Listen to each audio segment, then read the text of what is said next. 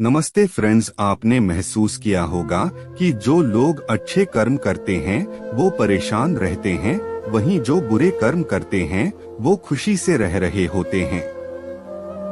अच्छे कर्म करने वाले परेशान होते हैं कि आखिर उन्हें इतनी परीक्षा क्यों देनी पड़ रही है, जबकि जो अधर्म की राह में हैं वो खुश हैं और जिंदगी का लुत्फ उठा रहे हैं।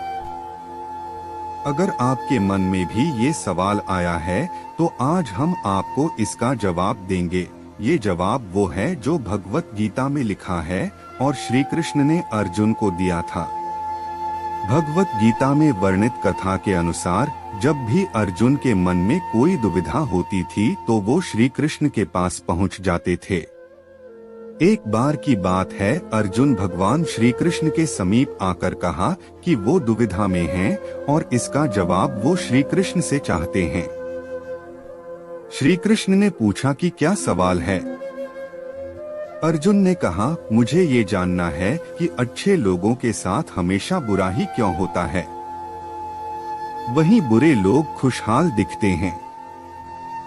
अर्जुन के मुंह से ऐसी बातें सुनकर श्री कृष्ण मुस्कुराए और कहा, मनुष्य जैसा सोचता है और महसूस करता है वैसा कुछ नहीं होता है, बल्कि अज्ञानता की वजह से वो सच्चाई नहीं समझ पाता है।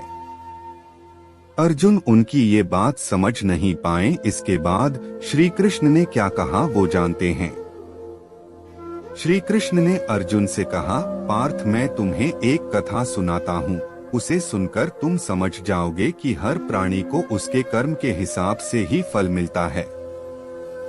प्रकृति हर किसी को अपनी राह चुनने का मौका देती है। अब वो मनुष्य की इच्छा पर निर्भर करता है कि उसे धर्म की राह चुननी है या अधर्म की। कथा शुरू करते हुए श्री कृष्ण ने कहा, एक नगर में दो पुरुष रहा करते थे। एक पुरुष व्यापारी था जिसके जीवन में धर्म की बहुत महत्ता थी। वो पूजा पाठ में यकीन रखता था। वो हर रोज मंदिर जाता था और दान धर्म भी करता था और हर रोज भगवान की पूजा करता था। वहीं दूसरा पुरुष बिल्कुल विपरीत था। वो हर रोज मंदिर तो जाता था लेकिन पूजा करने नहीं, बल्कि मंदिर के बाहर से जूते चप्पल चुराने। उसे दान और धर्म से कोई लेना देना नहीं था। समय बीतता गया और एक दिन बहुत जोर की बारिश हो रही थी। इस वजह से मंदिर में पुजारी के अलावा कोई नहीं था। ये बात जब दूसरे पुरुष को पता चली तो उसने कहा कि ये सही मौका है मंदिर का धन चुराने का। पंडित से नजर बचाकर उसने मंदिर का सारा धन चुरा लिया। उसी समय धर्म कर्म में विश्वास रखने वाला व्यक्ति भी मंदिर पहुंचा। दुर्भाग्य से मंदिर के पुजारी ने उसे ही चोर समझ लिया और चिल्लाने लगे। वहां लोग एकत्र हो गए और उसे बहुत मारा। किसी तरह वो बचते बचाते वहां से निकला तो दुर्भाग्य ने उसका साथ वहां भी नहीं छोड़ा।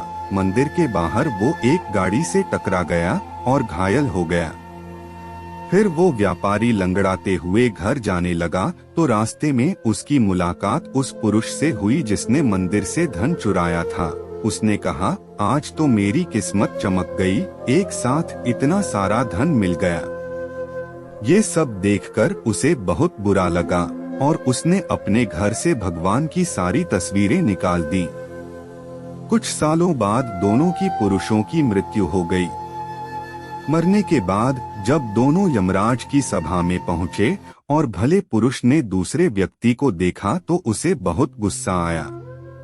उसने क्रोधित होकर यमराज से पूछ ही लिया, मैं तो हमेशा अच्छे कर्म करता था, दान में विश्वास रखता था, उसके बदले जीवन भर मुझे अपमान और दर्द ही मिला और इस व्यक्ति को नोटों से भरी पोटली। आखिर ऐसा भेदभाव क्यों? इस पर यमराज ने कहा, पुत्र, तुम गलत समझ रहे हो। जिस दिन तुम्हारी गाड़ी से टक्कर हुई थी वो दिन तुम्हारे जीवन का आखिरी दिन था, परंतु तुम्हारे अच्छे कर्मों की वजह से तुम्हारी मौत सिर्फ एक छोटी से चोट में बदल गई। तुम इस दुष्ट व्यक्ति के बारे में जानना चाहते हो। दरअसल इसके भाग्य में राजयोग था, मगर इसके कुकर्मों और अधर्म की वजह से वो सिर्फ एक छोटी सी धन की पोटली में बदल गया। कथा सुनाने के बाद श्री कृष्ण अर्जुन से कहते हैं, पार्थ क्या अब तुम्हें तुम्हारे सवाल का जवाब मिल गया? ऐसा सोचना कि भगवान तुम्हारे कर्मों को नजरअंदाज कर रहे हैं, ये बिल्कुल भी सत्य नहीं है। भगवान हमें कब क्या किस रूप में दे रहा है, मनुष्य को समझ में नहीं आता है। मगर आप अच्छे कर्म करते रहें तो भगवान की कृपा हमेशा बनी रहती है। इसलिए अपने अच्छे कर्मों को बदलना नहीं चाहिए, क्योंकि उसका फल हमें इसी जीवन में मिलता है। इसलिए मनुष्य का फर्ज है कि वो हमेशा अच्छे कर्म करते रहें, क्योंकि श्री कृष्ण ने गीता में भी बताया है कि किसी के द्वारा किया गया कर्म बेकार नहीं जाता है, चाहे वो अच्छा हो। Please subscribe my channel for new updates.